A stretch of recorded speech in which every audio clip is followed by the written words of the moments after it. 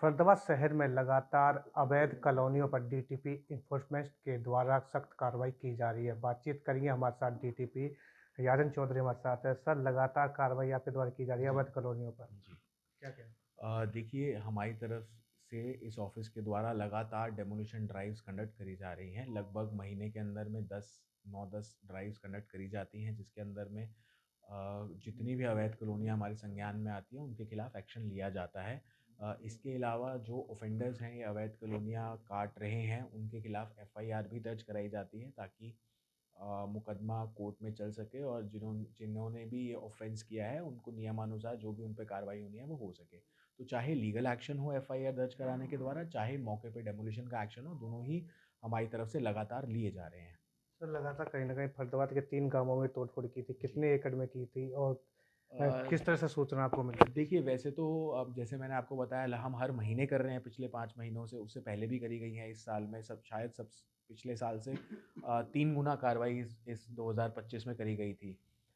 तो जो सूचना है हमारे पास कई बार कंप्लेंट्स भी आती हैं डायरेक्ट, कई बार जो बाकी सरकारी डिपार्टमेंट्स हैं उनके थ्रू भी ये कंप्लेंट्स आती हैं, कई बार मीडिया के माध्यम से भी पता चलता है या सोशल मीडिया के माध्यम से पता चलता है कि कहीं पर कॉलोनी काटी जा रही है। या हमारा जो फील्ड स्टाफ है वो भी एक्टिव रहता है, सर्वे करता रहता है।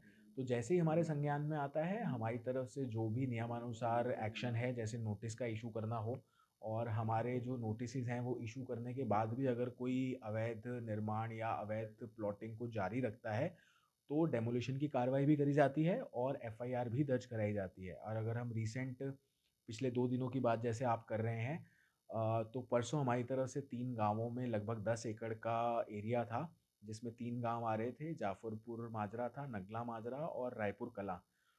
2 गाँवों में 3-3 एकड़ और 1 गाँव में 4 एकड़ की के ऊपर अवैध कॉलोनी काटी जा रही थी, जिसको हमने डिमॉलिश किया है। और उसके अंदर में कुछ मकान बने हुए थे, कुछ अंडर कंस्ट्रक्शन स्ट्रक्चर्स वहाँ पे जो मौके पे कंस्ट्रक्शन चल रही थी।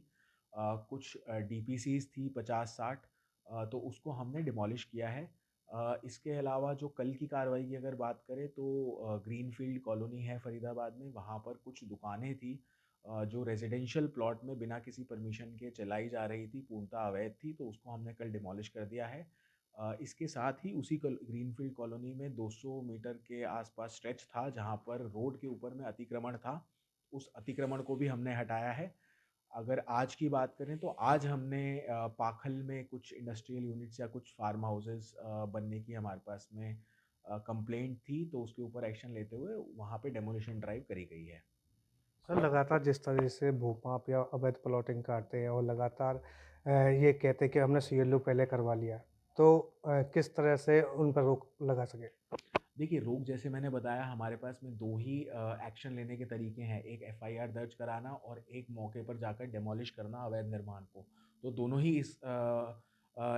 इन अवैध प्लॉटिंग या निर्माण के खिलाफ ऑलरेडी हमारी तरफ से किया जा रहा है, लगातार किया जा रहा है और आगे भी अगर ऐसी चीज़ें हमारे संज्ञान में आएँगी तो ये जो एक्शन है, कार्रवाई है, होती रहेगी।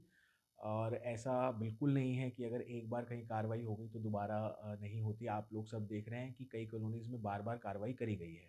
सर, भूमाफिया के लिए क्या कुछ चेतावनी आपकी तरफ? चेतावनी तो हमारी तरफ से यही है कि जी आप इस तरह के जो अवैध प्लॉटिंग या अवैध निर्माण है उसको ना करें, क्योंकि एक ना एक दिन उस पे नियमानुसार जो भी कार्रवाई है वो होनी ही है। तो ये बात संदेश क्लियर है कि अवैध कोई निर्माण करता है, अवैध प्लॉटिंग करता है तो वो बच नहीं पाएगा, उस पे जो भी कार्रवाई है वो करी जाएगी। बिल्कुल, साफ तौर पर भूमाफिया को चेतावनी दी गई है, अगर ऐसे अवैध कॉलोनियाँ काटेंगे तो वो बच नहीं पाएगा। डीटीपी इन्फोर्समेंट का बुलडोज़र लगातार चलता रहेगा। जितेंद्र बेनीवाल, पंजाब केसरी टीवी, फरीदाबाद।